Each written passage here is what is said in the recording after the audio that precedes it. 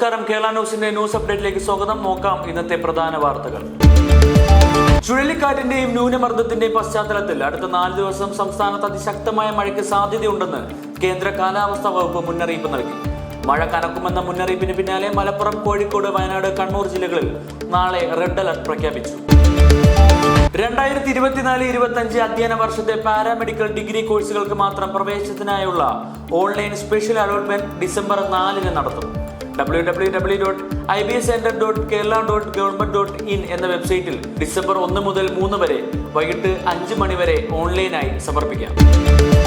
കേരള തീരത്ത് ഡിസംബർ 4 വരെയും ലക്ഷദ്വീപ് തീരത്ത് ഡിസംബർ 5 വരെയും കർണാടക തീരത്ത് ഡിസംബർ 3-4 തീയതികളിൽ മത്സ്യബന്ധനത്തിന് പോകാൻ പാടില്ലെന്ന് കേന്ദ്ര കാലാവസ്ഥാ വകുപ്പ് അറിയിച്ചു. ടെർമിനൽ ശുചീകരണത്തിന് ക്ലീനിംഗ് ബോട്ടുകളെ നിയോഗിച്ച് തിരുവനന്തപുരം രാജ്യാന്തര വിമാനത്താവളം 1 മണിക്കൂറിൽ 10,000 ചതുരശ്ര അടി വരെ ശുചീകരിക്കാൻ ശേഷിയുള്ള 3 റോബോട്ടുകളെയാണ് ഇനി ടെർമിനലിനുള്ളിലെ ശുചീകരണം ഉറപ്പാക്കുക. സയ്യിദ് മുഷ്താഖ് അലി 2020 ക്രിക്കറ്റ് ടൂർണമെന്റിൽ ഇന്ത്യൻ താരങ്ങളുമായി അണിനിരുന്ന മുംബൈ ടീമിനെ കേരളം 43 റൺസിന് തകർത്തു. കേരളം 20 ഓവറിൽ 5-ന് 234, മുംബൈ 191-ന് 9 എന്ന നിലയിൽ. മുഷ്താഖ് അലി ടൂർണമെന്റിൽ കേരളത്തിന്റെ ഉയർന്ന സ്കോറാണിത്.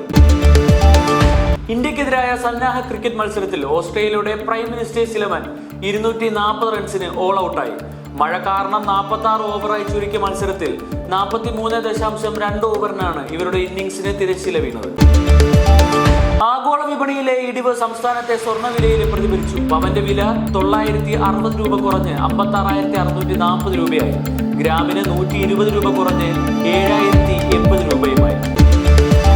വാർത്തകൾ അവസാനിക്കുന്നില്ല. കൂടുതൽ വാർത്തകളും വിശേഷങ്ങളുമായി നാളെ വീണ്ടും കാണാം. നന്ദി, നമസ്കാരം.